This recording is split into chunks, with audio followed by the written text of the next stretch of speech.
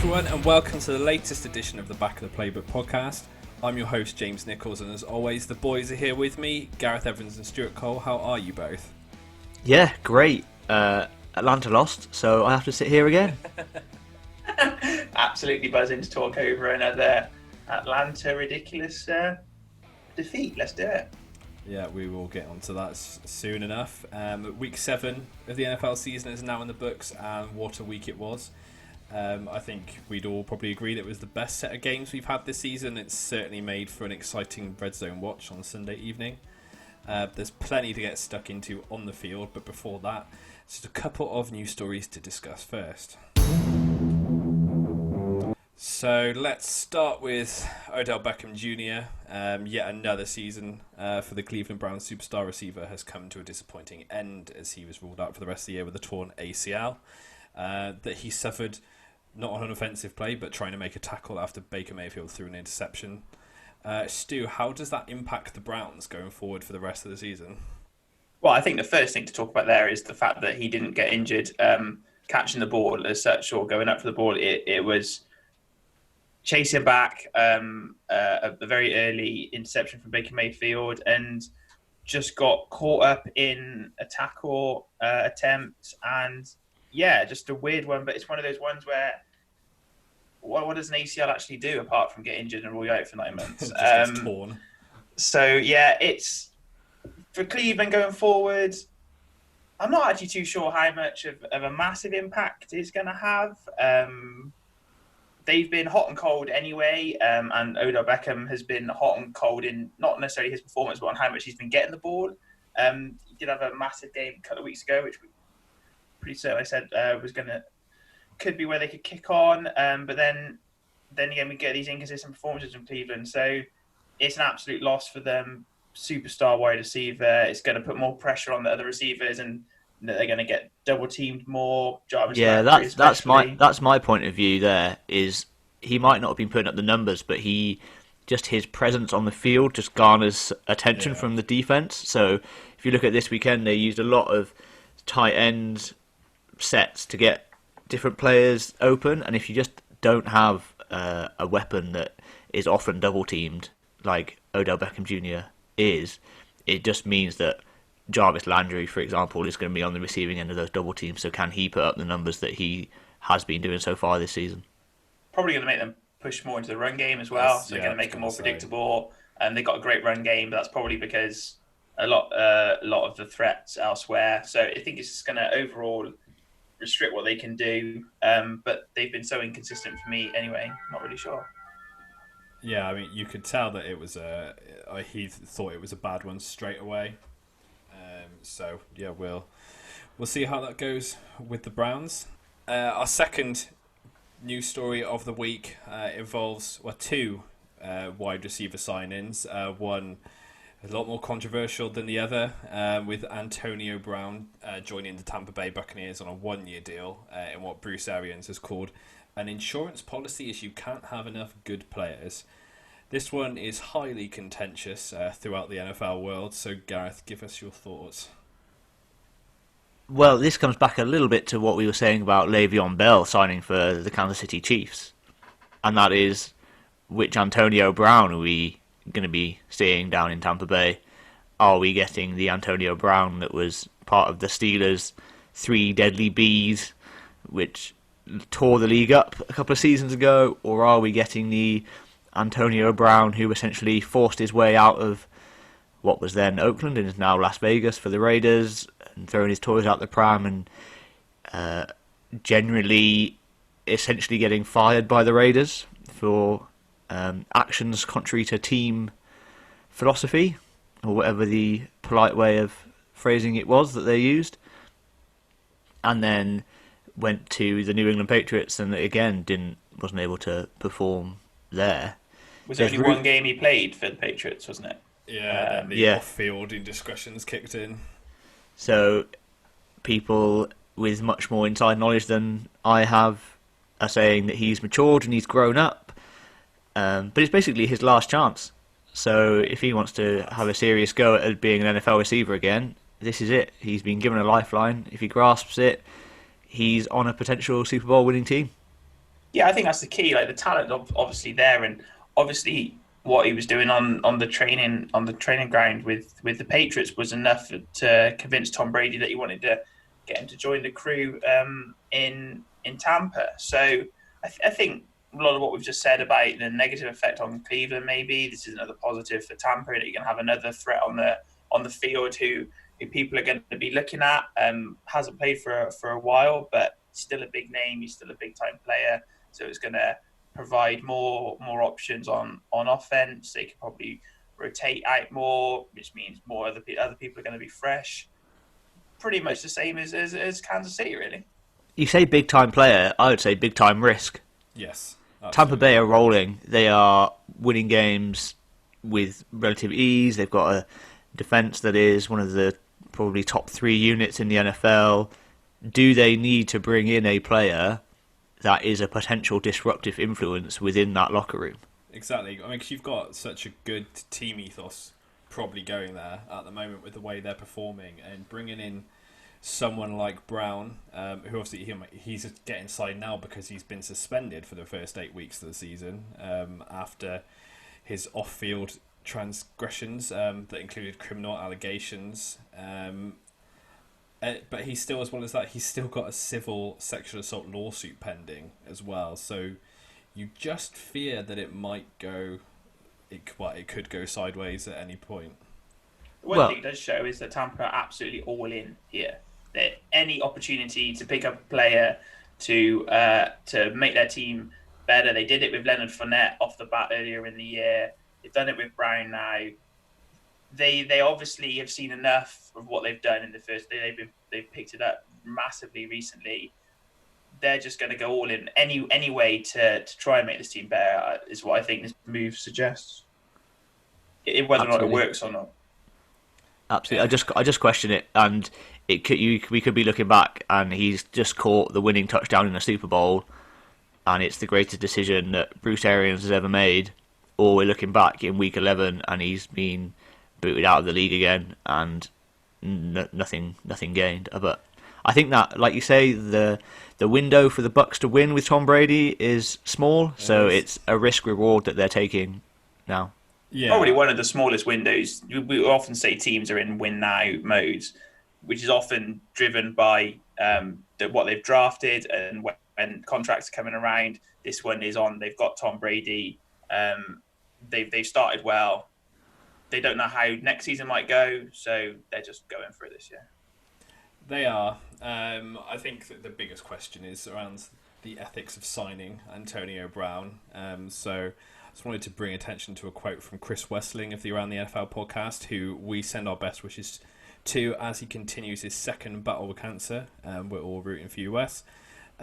He said in his quarterback index column, when last week it looked like Russell Wilson was trying to get Antonio Brown to go to the Seahawks, that Russell Wilson wants to win at all costs, but all costs doesn't quite fit the pure image he wants to project. So Wilson followed in Tom Brady's self-indulgent footsteps and crafted his own misguided Antonio Brown recruitment message to emphasize a humbled, remorseful approach for the wayward wideout.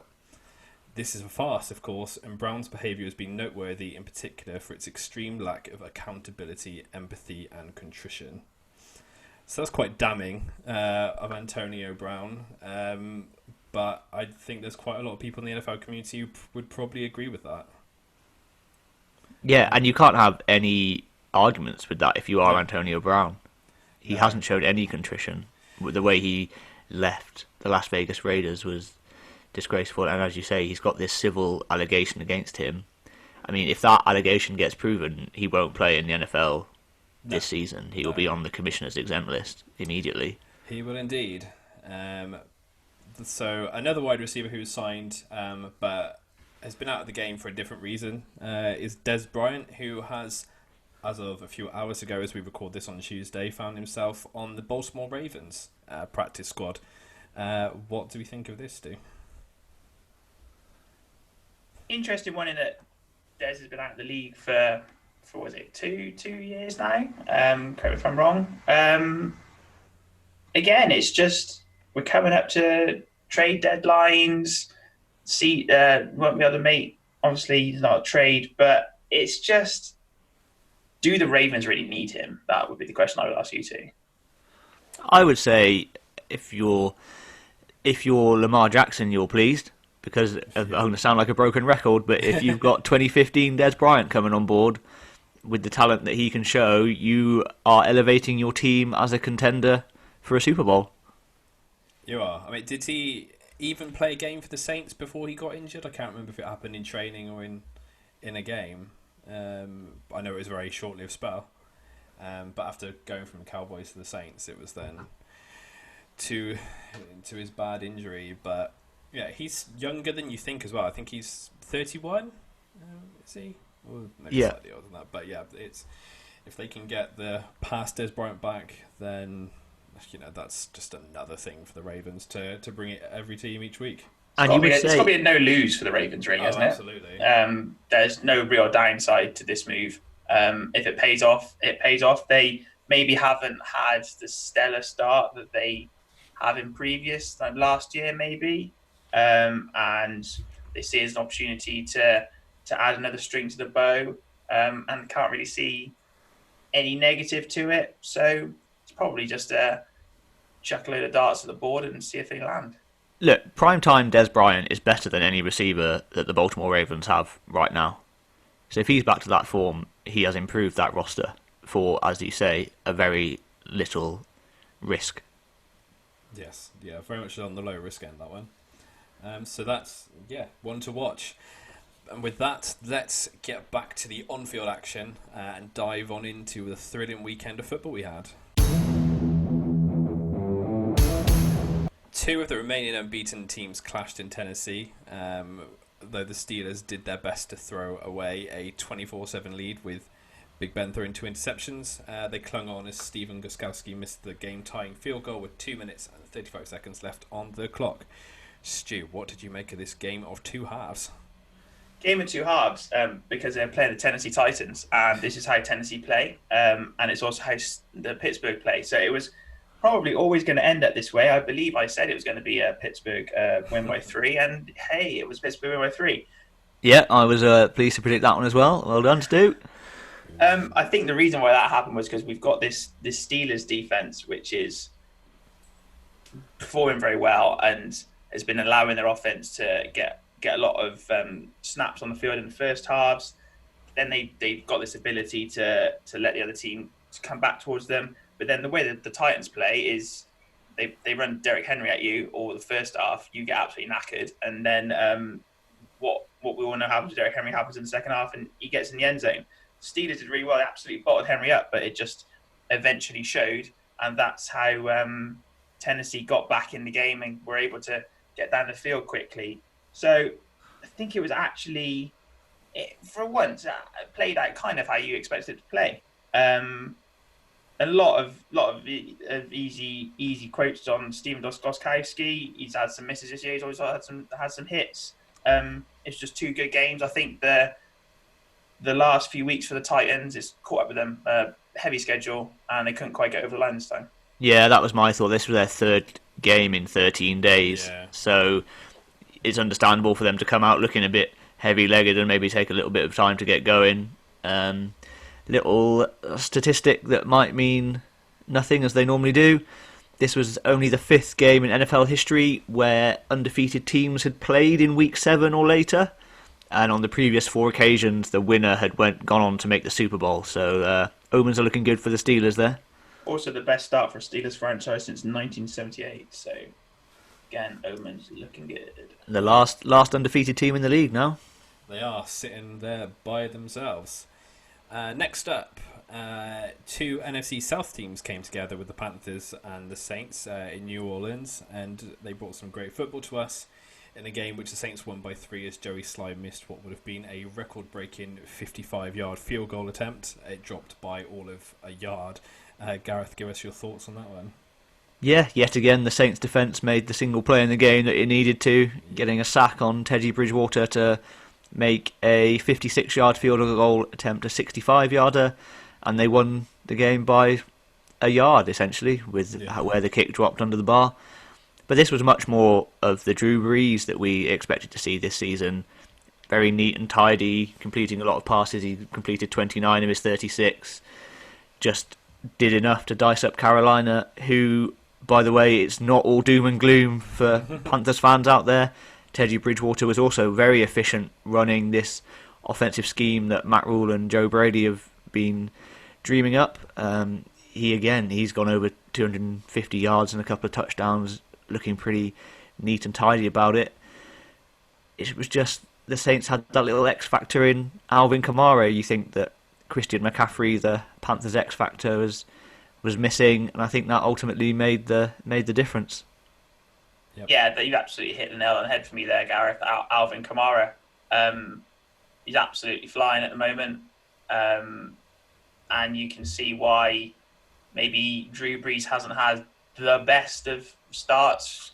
If we're talking the Drew Brees level of season, and when I say that, just not absolutely hitting ridiculous stats. But this week, Alvin Kamara, 8 receptions, 65 yards. That's an average of 8 to carry. Pretty good. That's why they're winning. Kamara's over 100 yards from scrimmage in every game this season, which shows how influential he has been. Yeah, I think Carolina's problem came down to the lack of a stop, because the Saints didn't have to punt a single time in the game. So even though that young defensive line is getting pressures, getting sacks, and they are very much promising, it's the linebacking in the secondary, apart from rookie Jeremy Chin, who's looking very good and a potential D-Roy candidate. It's just a bit easy when you've got such a quality offensive team like the Saints to carve up, essentially. Yeah, but the Panthers, they're by no means out of the playoff race, especially with this 7th seed sitting there. Yes, I will keep my fingers crossed that they can get there, especially if they've got a nice, easy game coming up this week. Steady. Right, to another divisional game with the Seahawks at the Cardinals. A thrilling one that went to overtime, and we saw 2 quarterbacks absolutely battle it out in possibly the game of the weekend, and Arizona coming out the winner thanks to Zane Gonzalez 48-yard field goal. Stu, plenty of talking points in this one, so take us through it. I think you've spectacularly managed to talk down this game there, James. Is yeah, I would agree with that. This is about game of the season for sure. Just what happened in the fourth quarter, I've got no idea. Seattle got themselves very nicely 27-14 up at halftime, looking good, looking like a regulation Seattle win. Not much happened in the third quarter really, but then the fourth quarter just went, quite frankly, crackers, and then overtime went even more mad. So without going through exactly what happened play by play, you had a play clock running out on a field goal for Arizona, which they kicked to get them to which was it a win? Was it? I can't even remember. I've lost track of it now. It was so crazy. You've lost the plot. Yeah, I've lost the plot. But then they had to retake it, and it was missed. Then DK Metcalf scored a touchdown in overtime, but then I was pulled back for a hold-in, and then eventually Arizona won it with the field goal. But we talked about the Seattle defense and how they've given up points. This was actually a couple of interceptions for Russell Wilson, which put them in really bad positions. One which was floated up the end zone. We've been talking all about how the deep ball has been being brilliant. This time it wasn't quite so good for one occasion. And then Isaiah Simmons popped up with a pick in overtime. But I'm just going to go down to the reason why the Cardinals won this game was Larry Fitzgerald. It was mentioned by Chris Collinsworth on commentary, but he actually did it twice. When they were against the clock with no timeouts, there were 2 times where they were down by contact and they had to get the ball spiked for to stop the clock. Both times Fitzgerald ran in there, got the ball, ran it into the ref so that they could get the ball spiked, and they ended up having 2 seconds left. That was a difference. It was a absolutely perfect bit of clarity of thinking, and why Larry Fitzgerald is still so important to Arizona Cardinals. Yeah, the fact that he was doing that on plays that he didn't even make, he went and ripped the ball out of his teammates' hands because they were being too slow, was just incredibly clever. Just elite level performance. Elite level. He's a future Hall of Famer. Yeah. and I mark this down as the most elusive game I've ever seen. Between Kyler Murray and Russell Wilson, they managed to put up over 1,000 yards of offense, the two teams, with only a single sack, which came in overtime, because those two quarterbacks were just impossible to tackle. They were so impeccable at just having movement in and out of the pocket that was just enough to avoid pass rushers, keeping their eyes downfield, and then find targets in the scramble drill. It was just so good to watch. It was just a crazy, crazy game, a wild ending that Stu has just gone through that befitted it being, forget game of the week, game of the season so far. Yeah, if you had not seen an NFL game before, then that is what we'd strongly suggest starting off with. Yeah, just a note of caution on the Seahawks. They're defensively, I would say, poor, frankly.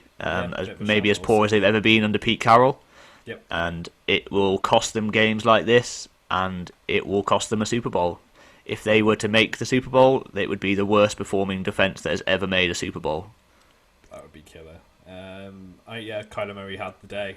He only threw one interception as Russell Wilson threw three, which Stu mentioned a couple. That was back to back. Wilson had thrown a pick, and then Murray threw it on the next play. Just summed up how crackers the game was. Yeah, and you mentioned Isaiah Simmons as well. I was only thinking the other day, I know I was like, why haven't Carolina taken him in the draft? But he's been very under the radar, not hearing much. Because they've been easing him in. He hasn't had massive snap count. He's only made 12 tackles so far this season. Yeah, they're almost doing what you see quarterbacks sitting to him, and I think we're only going to see him getting more and more involved as the season goes on. I think they're figuring out where to play him. Yeah, there's part of it. He's come out of college as this athlete rather than a linebacker or a safety. He's just an athlete. Defensive Taysom Hill.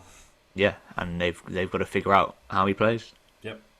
Right, last deep dive of this week's episode is the Tampa Bay Buccaneers and the Raiders.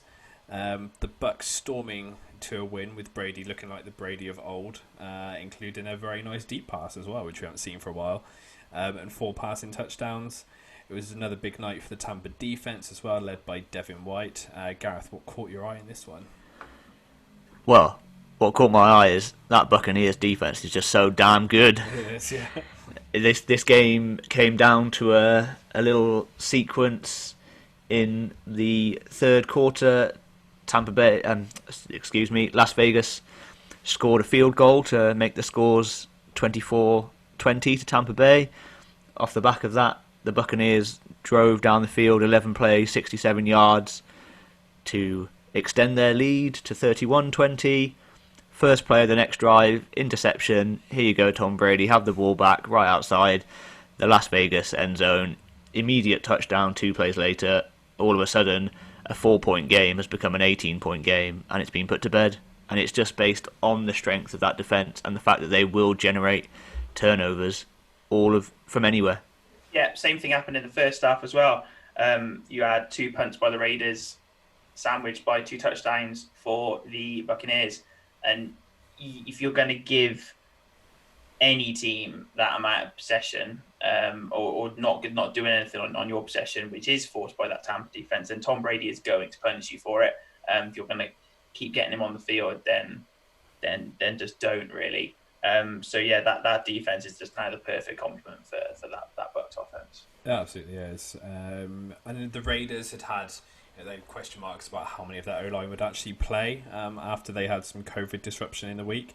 They did play, but then they lost 2 during the game, 1 to an ejection and 1 to an injury, which meant that that Raiders ground game only made 76 yards. So it was a tough old outing for the Raiders. Yeah, and it's, dare I say it looking like peak New England Patriots that Tom Brady's marshalling down in Tampa Bay now. Well, you say it's a tough old outing for the Raiders. They're the only team that has given the Chiefs a loss. And Buccaneers have treated them with disrespect the week after treating Green Bay with disrespect. So they're looking hot. Yeah, and the Raiders turned over New Orleans as well. So they've got a couple of big scalps on their resume. They have, but could not take one this week. Right, so look through the rest of the games. We started on Thursday Night Football with the Giants at the Eagles. I think the only takeaway from that game is I probably watched Daniel Jones fall over about 20-25 times in a row. First time in a while I've laughed out loud at an NFL highlight. Yeah, it was quite something watching him burst away, suddenly realise he's got no defenders near him, and then maybe he got too excited and just fell over. He said he just kept trying to run faster and faster, and his legs couldn't keep up with what his brain wanted them to do. I think that's called coming up with an excuse. Yes, yes it is. Then we've covered Steelers 27, Titans 24. Cowboys, Washington, a 25-3 win for Washington. Not a lot going for the Cowboys on this one, although obviously they did have a quarterback change again during the game, thanks to a rather nasty hit from John Bostic.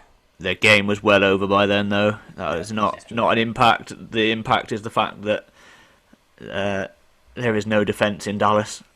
To have Washington move the ball like they did, there is a serious problem there for defensive coordinator Mike Nolan to sort out.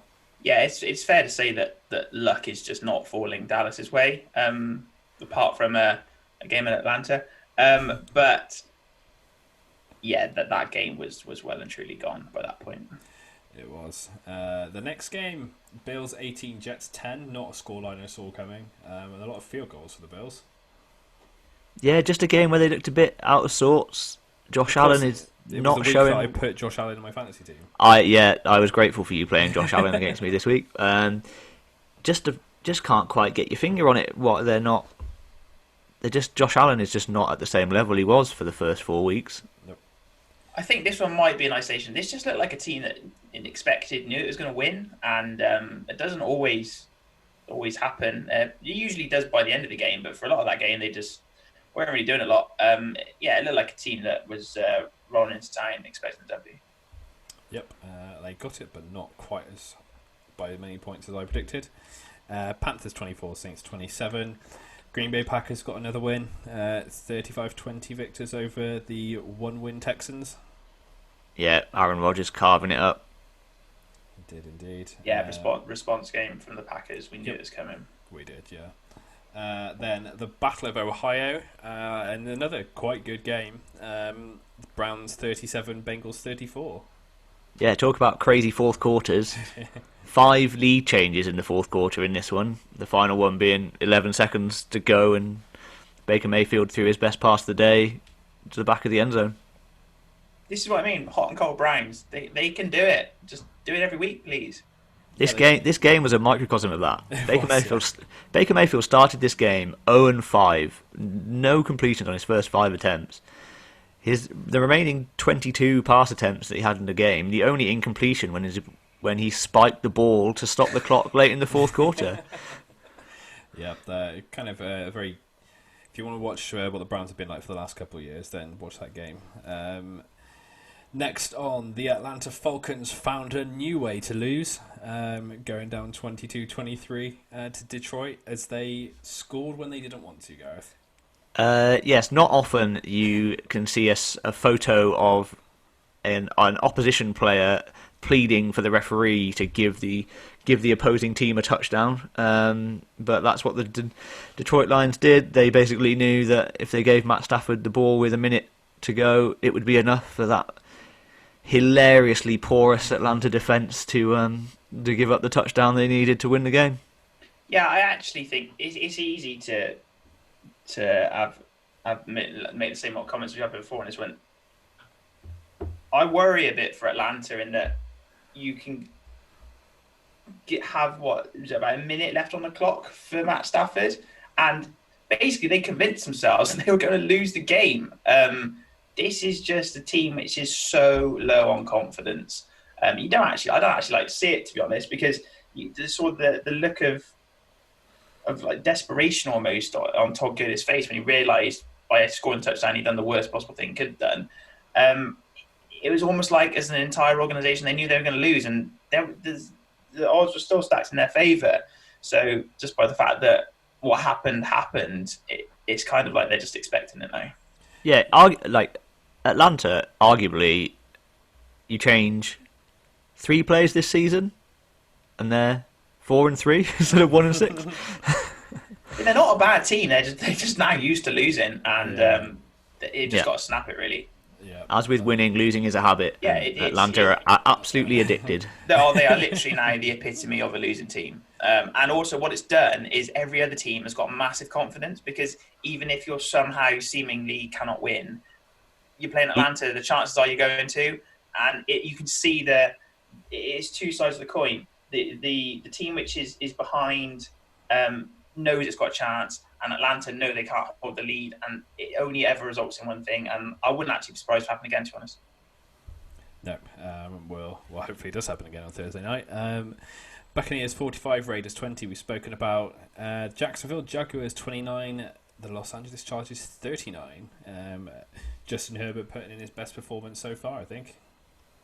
Certainly, and he's going to be. We talked about Joe Burrow being in the offensive rookie of the year conversation at the start of the season. I think you put Justin Herbert firmly in that picture. Yep. I think Justin Herbert's now the front runner for that.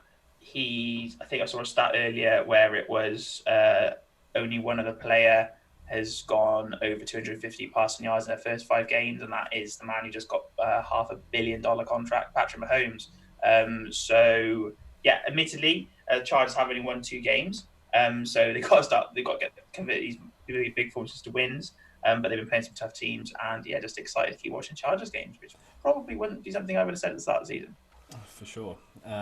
We then move on to a very one-sided game, probably surprisingly one-sided, with the 49ers beating the Patriots 33-6 in a game where Cam Newton was benched. Serious problems for New England. I would argue the greatest challenge of Bill Belichick's coaching career, with what's coming down the pipe on their schedule as well. Yes, looking at difficult times. And then we have another one-sided game, but probably one we more or less expected. The Chiefs taking down the Broncos 43-16 in a very cold and snowy Denver. Yeah, that was a surprise to me that it was actually such a big scoreline when I saw the weather conditions. But then I suppose Kansas City, they used to play in the snow anyway. But you know when you're in the fourth quarter and none of your starting offense is on the field and you're basically playing a preseason game, that this has been an easy game for you. And that's what it was for Kansas City. Well, yeah, the Kansas City Chiefs scored 43 points and Patrick Mahomes was on the field for 12 of those points. Shows how they won that game. Mad, yeah. That does show how well that defense can play. And that's probably the threat there. They put it together in the run-in last year to get to the Super Bowl and win it. And whilst it's probably an easy to say that the defense isn't as strong as it could be, it showed up this week, and so the threat there, it will show up again. It will indeed. Then we had the overtime win for the Cardinals over the Seahawks, 37-34 that we've spoken about. And we finished up with Monday Night Football with battle of 2 defenses, more or less, with the Rams beating the Bears 24-10. I actually really enjoyed the game because it was a great battle of defenses. The only problem is that one offense, i.e. the Chicago Bears, made their defense play a lot more than the other one did. And the inevitable happened. Defense got tired. It didn't even score. It's teams only points. But it's teams only touchdown. But yeah, if you make your defense play that much and you get too many 3 and outs, you get the result you get. Chicago, you lose. The result was never really in doubt, despite it being a close game, because the Bears were not moving the ball anywhere like a dangerous amount to worry the Rams. Now you wonder whether they might go back to Super Mitch at some point? I don't think so, but we'll come on to that in Good, Bad and Ugly. Oh, okay. Well, yeah, speaking of, I'll start off with the ugly, which I know, well, I'm expecting at least one of you has shared, which was that John Bostic hit on Andy Dalton, for which he was ejected. It was horrific. Yeah, I've gone there, completely disgraceful. Exactly the kind of hit that the league is trying to cut out. I don't disagree with you in any point on that hit, but I knew you were both going to go for it, so I decided to go for a different ugly. My ugly is a cosmetic ugly. It was the combination of the Atlanta Falcons pitch, which doesn't look good. I'm sure it plays brilliantly, it just doesn't look great. And the kit that the Detroit Lions were wearing, the lovely grey, it was not good for my eyes. Yeah, that was very, very ugly. And there were so many Twitter comments saying about it's the ugliest game people have ever seen on TV, and I don't disagree. I don't know what it is about the Atlanta pitch. Like, it just doesn't look like any other one. Maybe it's because it's indoors or something. I'm sure there's a reason. I'm sure it's brilliant. It just, aesthetically, not the greatest. Yeah, it looks horrific on FIFA as well. um, right, the bad. So I got two potentials on here, which we've touched on, which was either Daniel Jones falling over on his big run or Todd Gurley accidentally scoring. Yeah, I've gone for Gostkowski's missed field goal at the end of the Titans game. I just think that kick, you could look back at that and it's going to have all sorts of impact for playoff seeding come January time, and the Titans might seriously rue that because they had all the momentum going in. If that kick forces overtime, you'd probably back the Titans to go on and win that one.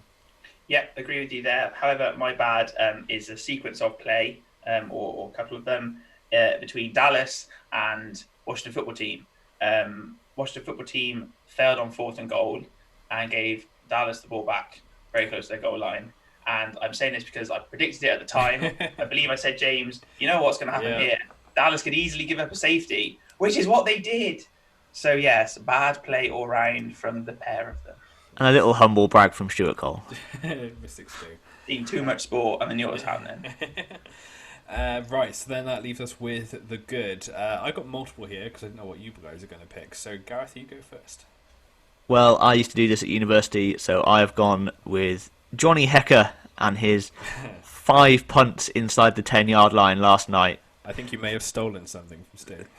Yeah, mine as well. The reason why it's my good is because it put so much pressure on Chicago, and it's the reason why their defense was on the field so much, because you've got a team with low confidence on offense in Chicago, or doesn't historically put a lot of plays together. They were continuously backed up on their own goal line, and if you put them in 3rd down so much, they're not going to complete it. It's the reason why the Rams won the game.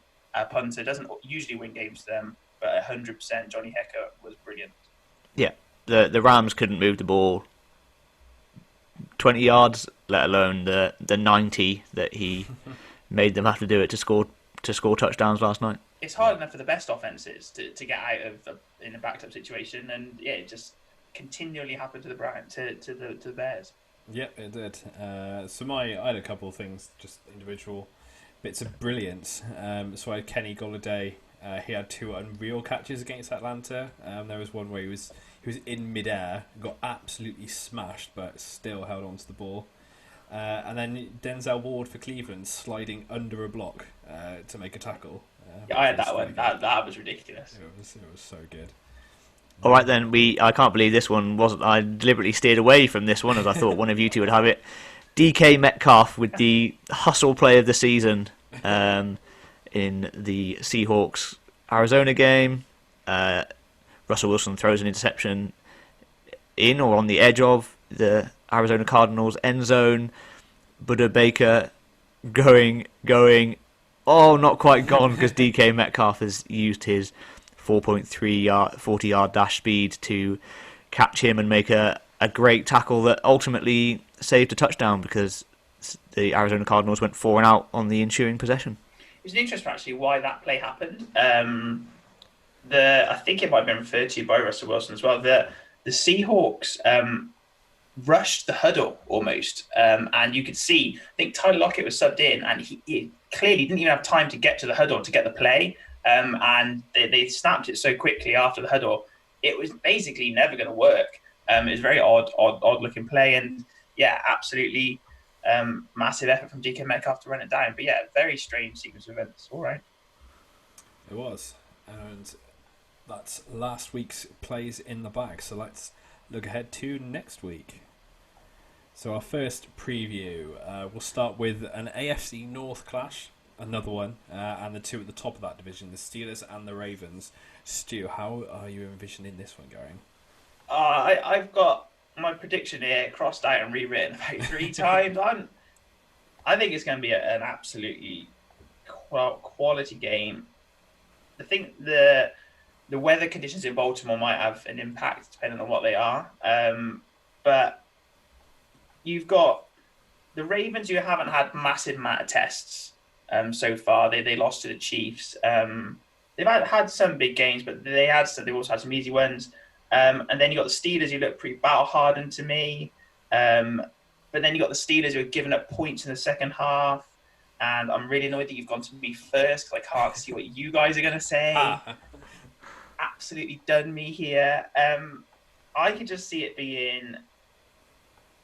I don't know why. I just think the Ravens are going to win this one, and there's going to be no more undefeated teams left. Whether it'll be on a weather conditions thing, I'm not really sure. I've just looked. It's going to be a balmy 16 degrees and sunny. Well, there we go. I just gut instinct. Are you doing some more crossing out over there? No. I'm just going gut instinct. Ravens by 6. I just think that the Ravens are going to turn up this week, and like we said with the Titans, tough schedule. I think the Steelers might come back to bite them this week. See, I quite like the Steelers' defense in this one. The Steelers' defense blitz at the highest rate in the NFL, and this season Lamar Jackson has the 3rd lowest quarterback rating against the blitz. The Steelers have also held all rushers or all opposition rushers under 80 yards, including Derrick Henry last week, where on 7 of Henry's 20 carries he was hit behind the line of scrimmage. And I just like that matchup against how Baltimore like to run their scheme, but essentially. And so I'm having the Steelers by 7. I am also jumping on the Steelers defense bandwagon.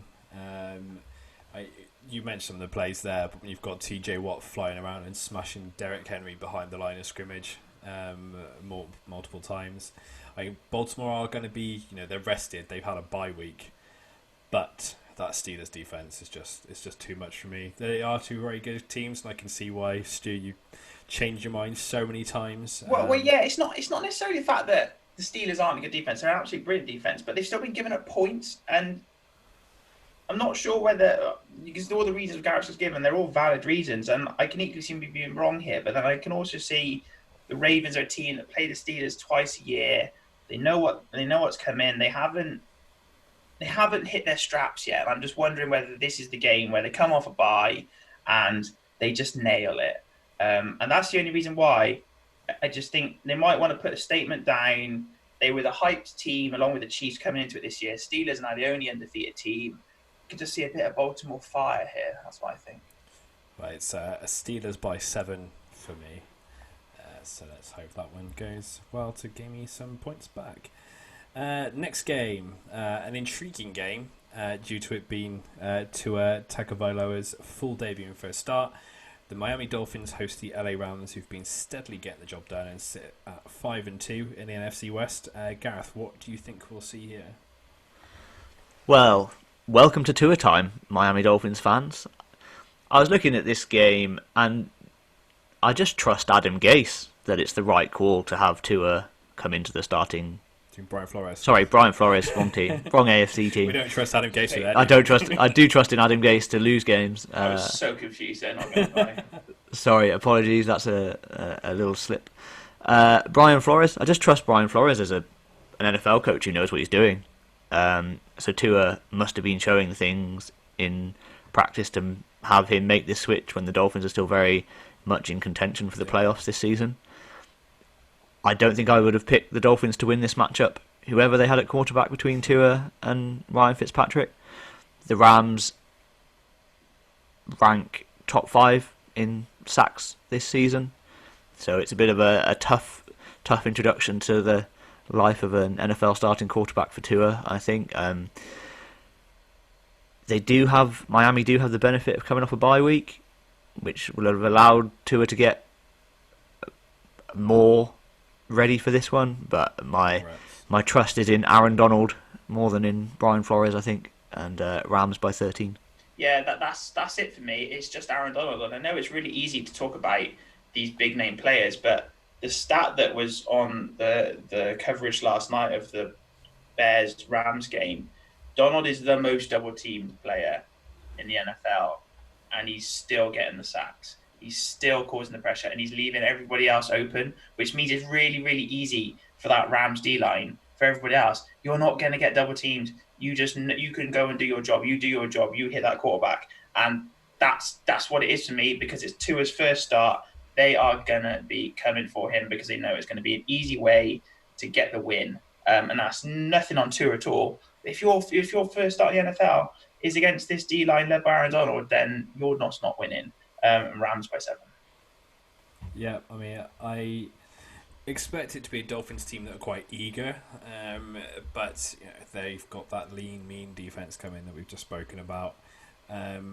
I think it could be closer than maybe some people will think, but the Rams just have too much, and a losing debut for Tua with the Rams by 10.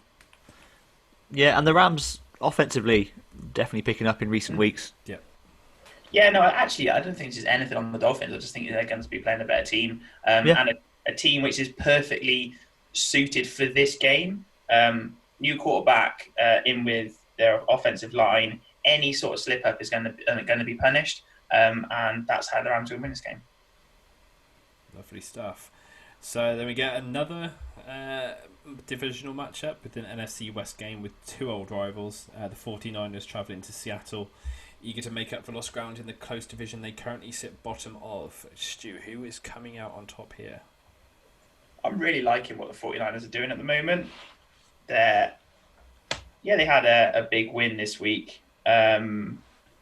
Maybe unexpected against the Patriots, but everything we spoke about last week in the way the 49ers play was going to play into the Patriots' hands. They just put the points on the board, and I can just see the same sort of things happening. They play the Seahawks every year. They're always close games. Last year it came down to that Greenlaw tackle on the goal line. I can just see this being another 49ers win. They've got some momentum. They're going to be playing against defense, which is lacking in confidence. Gareth named them as the worst one in the NFL at the moment. No, not the worst one in the NFL. Absolutely not. I am not making that claim with teams in New York and Dallas in this league. But I could just see the 49ers offense being varied enough that Seahawks defense won't be able to cope with it. And therefore, I'm going 49ers by 3. I flipped this the other way. I've got the Seahawks by 3. Yes, the defense is just conceding points at a rate that no Super Bowl champion has ever done, but they're also putting up many on the other side of the board, and Russell Wilson will want to bounce back, and after his 3 interceptions against Arizona, and Seattle are a tough proposition for anybody. They will not want to lose this game, because if they lose this game, that's 2 divisionals in a row. 2 divisional losses in a row, which for a division that could well see all 4 teams in the playoffs with the way that their records are, or more likely a team in this division are going to miss out on the playoffs and sit at home with 10 wins, and that tiebreaker is just huge. It makes this game massive. I think that's why the 49ers are going to be so motivated, because they've had that little bit of a slip already, and they're going to see this as a way to catch up. And I'm just backing the momentum. Yeah, they came back with a bang last week, taking apart the Patriots and looking much more like the team we kind of were expecting to see throughout the season.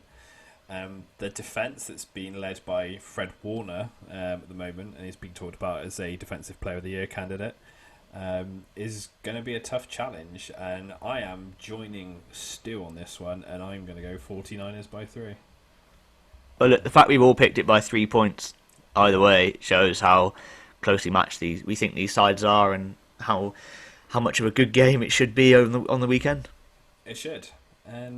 Okay, 2 teams that are long overdue to be spoken about at length on this show. Colts at Lions. A game where both teams need a win to keep any sort of playoff hopes alive. So what do you think about this one, Gareth? I'm really struggling to read both of these teams. Mm-hmm. I found this was the hardest game of the week to pick for me, because both teams are just so inconsistent. They're both capable of brilliance, like a 64-second drive with no timeouts to win the game, as the Lions did this weekend, and they're also capable of some quite wild ineptitude at times. Both quarterbacks will throw interceptions at seemingly horrendous times after playing well. The Colts before their bye were showing a few signs that maybe Philip Rivers wasn't going to be the answer.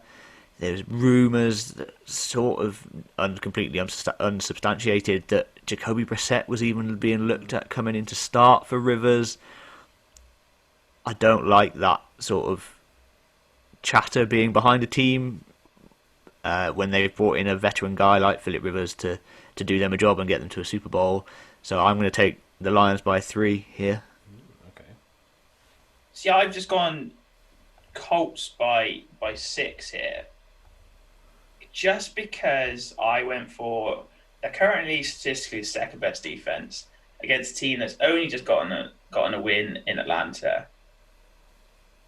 Yeah, but teams only just win in Atlanta. That's why. I know that's how it goes, but I can just see this being a bit of a pick fest from Philip Rivers again. But they just do what they did last time, and they just get it done. It's a tough one to pick because both teams are pretty much Jekyll and Hyde. The Lions they really should have won that opening game with a big performance, and they got the win this week. But then the Colts just seem to get the win when it's needed. I'm not really sure how they're doing it, but because it's in their rushing attack, they're not really doing anything there. They're just basically winning the turnover battle. So I'm just going to go Colts on this one. So, yeah, the Colts have got a good defense, just apparently not when I pick it in fantasy. And they're second behind the Titans. We said they're coming off a bye week, and they'll hope to have things back under a bit of control again and for Philip Rivers to be the quarterback they expected. The Lions, I mean, Atlanta lost that game last week. The Lions didn't win it. And I don't think they have enough, so I'm going Colts by 7 in that one. So we can now rattle through the rest of the fixtures. We kick off on Thursday Night Football, a game we keep hinting at, with the Atlanta Falcons going to Carolina Panthers. Atlanta keep finding new ways to lose. I think they have another loss coming here. Teddy Bridgewater is commanding that Carolina offense nicely, and against a much weaker defense than the Saints. And maybe Christian McCaffrey back. He's been designated to return from IR, but not necessarily for this game. I go for a Panthers by 10. I don't know if you're looking at me to pick Atlanta, because there's no way in hell that I am. I'm never picking them again. Panthers by 3. I think Atlanta again will score points. They will keep it close, but when it comes to the crunch time, that defense will let them down again. Yeah, I really like actually what Carolina are doing. Like you said, Atlanta are not New Orleans, and I just can't back Atlanta until they prove they don't have a losing mentality. So Panthers by 14 for me. Oh, I love that. Jets at Chiefs.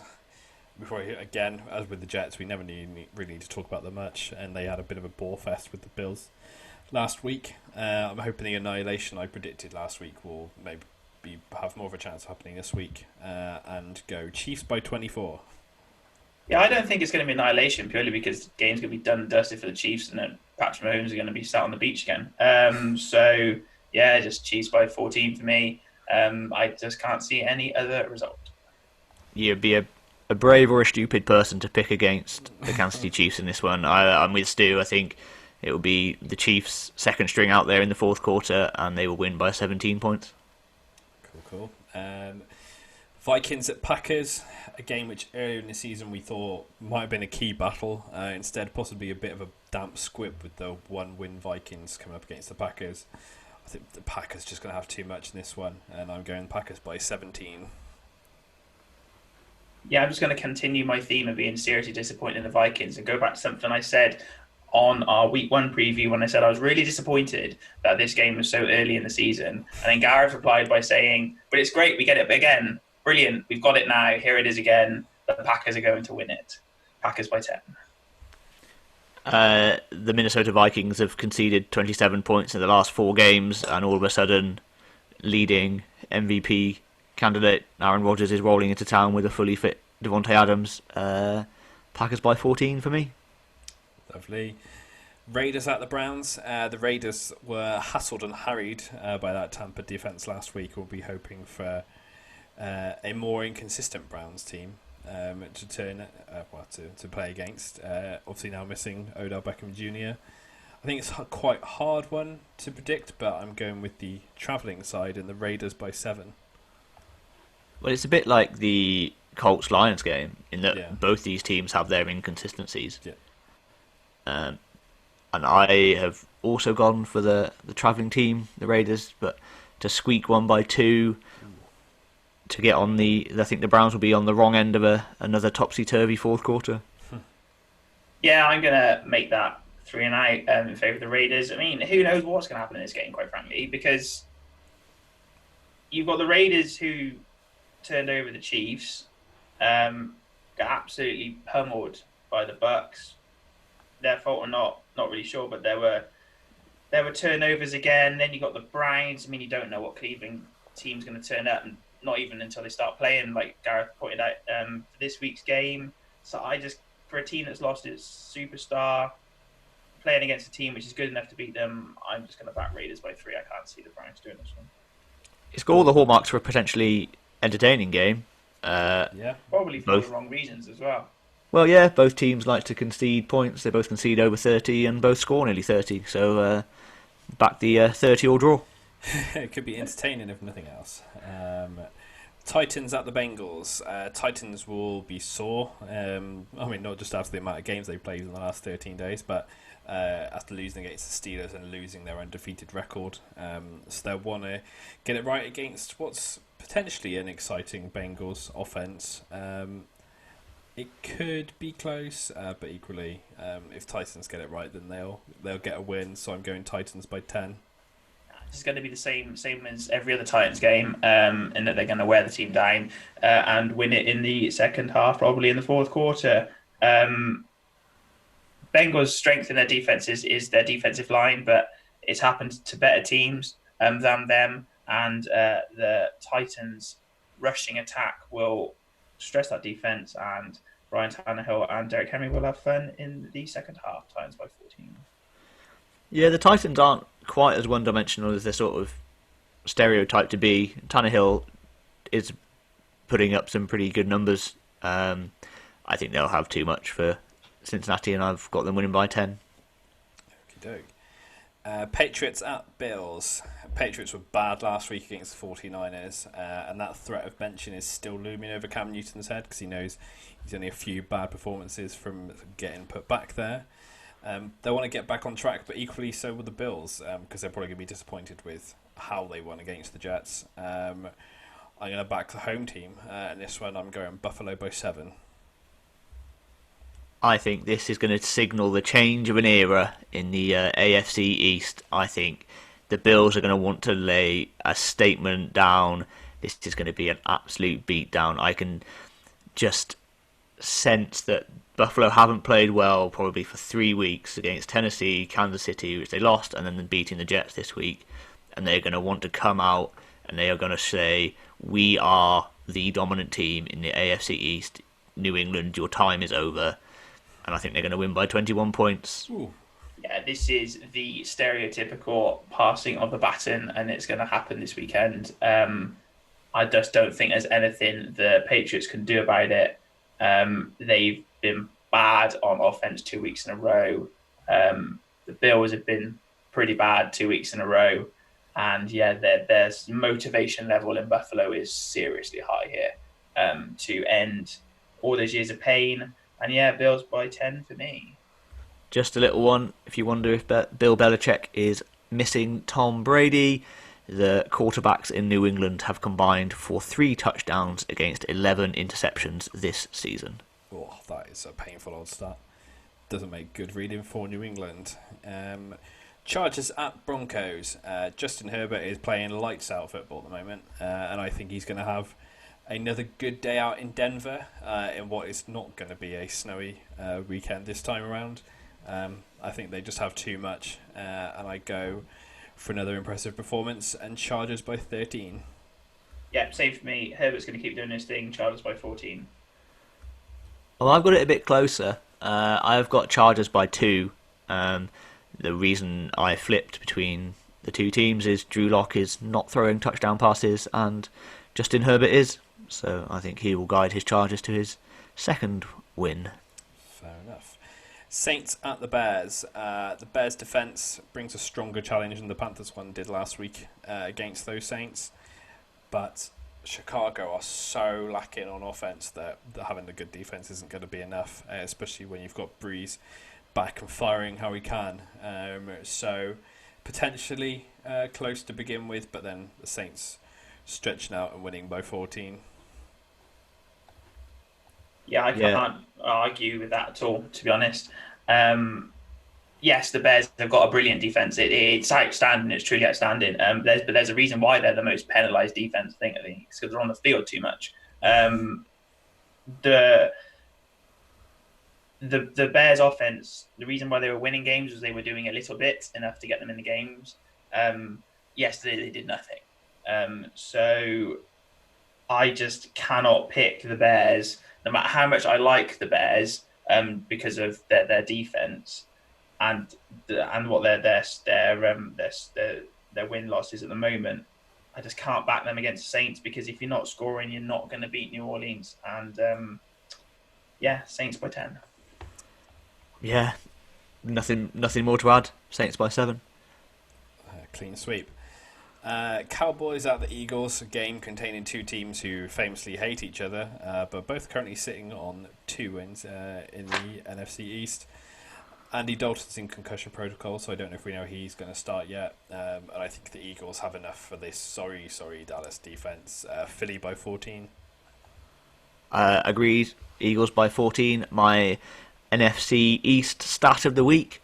It is the first time in NFL history that every team in a single division has had fewer than 3 wins through week 7.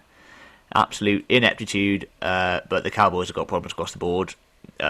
Dalton is almost certainly not going to be good to go, so they've got problems at quarterback. The O-line, they're missing 4 of the 5 starters that they had last season. The defence is just a whole hot mess all over, and the Eagles have Carson Wentz, who looks like he really is desperate to win, and you've got to admire that, and the Eagles will play for that, and Eagles by 14. Yeah, I just can't back the Dallas Cowboys just because of how everything's transpired against them. They didn't have the best defense, and it's probably saying that nicely. At the start of the season, they had a great quarterback. It was putting up the points to get them out of the hole. That's just not there. They've lost their backup quarterback now. Divisional game. Eagles are going to be pumped because, this division is just ridiculous. It's beyond a joke. And I can see the Eagles by 10 in probably quite an easy game for them. Yeah, that's better be straightforward. We then finish with Monday Night Football with the Tampa Bay Buccaneers going to the New York Giants. The Giants literally fell over their own feet last week and now face a Buccaneers team that's firing on all cylinders. It's going to be a tough old watch for fans of the G-Men, I'm sorry to say, and going for another big win here, the Buccaneers by 21. Yeah, I said the same thing. I've got Buccaneers by a lot, so should we just say 24? Well, 24 is what I picked. I think this defence will completely befuddle Daniel Jones, and he likes a fumble, so I would suggest a couple of turnovers are coming. Yep, I would not be surprised. So, before we head off, our spreadsheet guru Gareth has an update on our prediction and fantasy leagues. How are things looking? I am surprised you want to bring up the Fantasy League, as you have been our league's Adam Gase this season, and have got a nice 0-7 start for you. Yeah, not particularly ideal, but inspired decision to start Josh Allen at the Buffalo Bills this week. So I've already got half my roster on waiver requests for this week coming. To be fair, James, I put in Singletary this week thinking that the Bills were going to go absolutely smash the Jets. Did not help me that I didn't get my swap out for Aaron Jones in time. So I didn't have the best performance from running backs this week. But yeah, I've got Mahomes, so I'm looking forward to this week. Just hope that he stays on the field and they don't It's offensive touchdowns for the Chiefs and not defensive ones this week. Well, you can take some solace in the fact that you are leading the overall win predictor by 5 games from the pair of us, Stu. Thank you, Washington. Yeah, Washington did you a solid there. James and I are tied with Greg Rosenthal of NFL.com now at 67 and 37 and 1 for the season, and Stu has unfortunately crept out to a 6-game lead. Come on, Baltimore this week. We need some changes to start happening. But with the fantasy, we know last season I absolutely blitzed the regular season, then went out in the first round of the playoffs. Absolute mugging by somebody who didn't change Yes. his team for a while, Yes. I think. Yes, Me. I felt rather done over by that one, but we'll see how it plays out. But with that, we're at the end of our 9th episode. Time is certainly flying as the winter months are approaching fast. As always, please spread the word about us and come get us at our socials, which are Back of the Playbook on Facebook and then Playbook Pod UK on Twitter and Instagram. So, it's a goodbye from Gareth. Goodbye. A goodbye from Stu. Bye. A goodbye from myself. Next week we'll bring you the latest from the NFL as we head deeper into the season and see which teams are rising to become playoff contenders. Goodbye.